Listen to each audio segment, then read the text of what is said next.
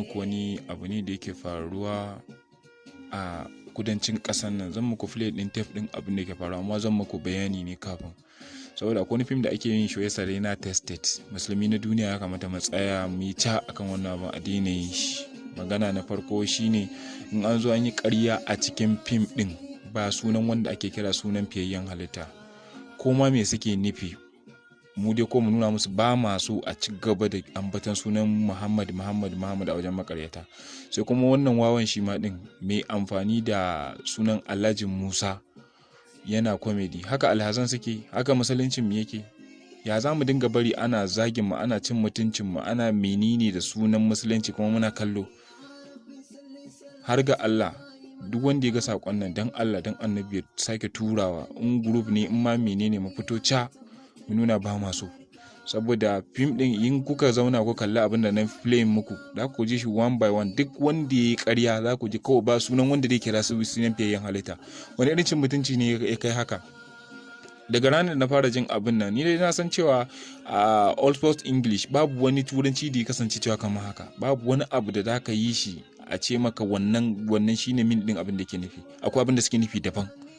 Shine ko mu fito mu faɗa musu suna da sunonin pastor nasu. Shi wancan mai dressing din kayan musuluncin yana da kayan pastor shi, yana da menene da sauransu, duka su dinga saka kayan musuluncin su mana. Ya za mu dinga bari ana cin mutuncin musulunci da sauransu?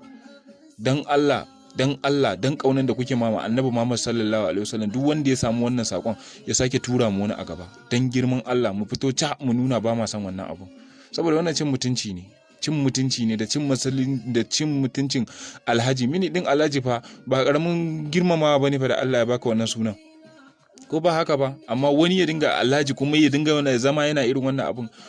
Su kuma nan in aka yi ƙarya ba sunan wanda da kira sai sunan fiyayyen halitta. Wannan abu dai kamata mu tashi mu ta kuka ne ma, ko ma me suke nufi.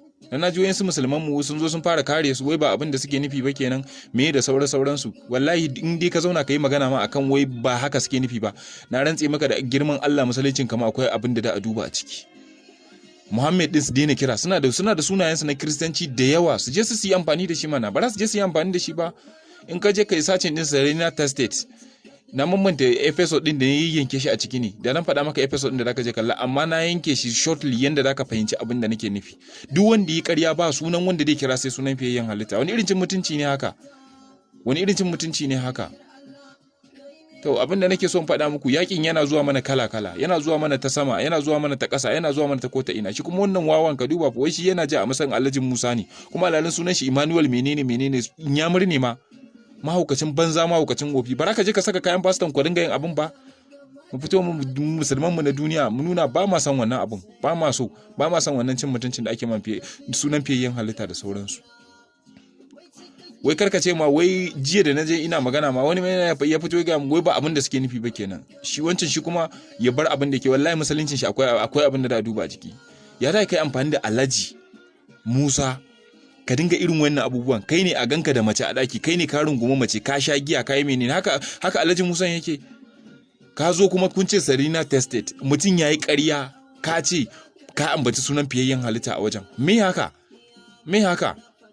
mu tashi dan girman Allah mu faɗa da wannan abu. Dan Allah musulman mu, dan Allah mu yi hakuri mu tashi mu faɗa da wannan abun. Dan Allah, in ka samu wannan sakon, dan Allah, dan kauna da kake ma Annabi Muhammad sallallahu alaihi wasallam, duk wanda ya tura shi gaba, ya Allah ubangiji ya sada shi da Annabi Muhammad sallallahu alaihi wasallam kafin ya bar duniya. Kuma ranar lahira Annabi Muhammad sallallahu alaihi wasallam a filin kiyama ya ɗibi ruwa na alkausara ya bashi, kuma Annabi ya ja shi zuwa karkashin al'arshin sa dan isan Annabi Muhammad sallallahu alaihi wasallam. Duk wanda ya samu sakon nan ya tura shi gaba, kuma duk wanda ya samu wannan sakon ya nuna